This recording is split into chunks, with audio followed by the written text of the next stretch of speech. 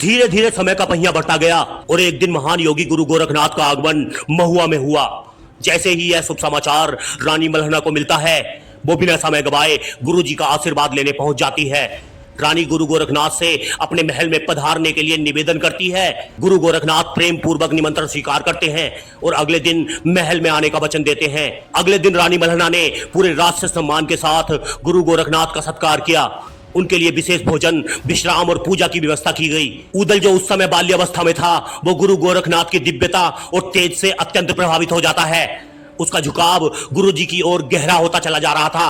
रानी मल्हना ये देखकर भाव विभोर हो जाती है और अपने पुत्र उदल को गुरु गोरखनाथ के चरणों में समर्पित कर देती है। गुरु गोरखनाथ उदल को अपने साथ ले जाते हैं ताकि उसे न केवल शास्त्र और शस्त्र का ज्ञान दिया जा सके, बल्कि आध्यात्म, ध्यान और ब्रह्म ज्ञान की शिक्षा भी मिल सके। उदल के जाने के बाद राजा परमाल ने आला, मलखान, ब्रह्मा और ढेवा को शस्त्र विद्या, युद्ध कौशल और रणनीति की गहन शिक्षा दी जाने लगी। जब ये सभी वीर किशोर अवस्था में पहुंचे तो इनकी बहादुरी और पराक्रम के चर्चे पूरे महुआ और आसपास के राज्यों में प्रसिद्ध हो गए। लेकिन राजा परमाल के मन में अब भी एक कसक बाकी थी। दक्षराज और वत्सराज की हत्या के बाद उनकी खोपड़ियां अभी तक महुआ नहीं लाई जा सकी थी, लेकिन उनमें से सभी योद्धा उनकी खोपड़ी लाने में असफल रहे। इन वीरों की असमय मृत्यु के पश्चात महुआ की रियासत कमजोर पड़ने लगी।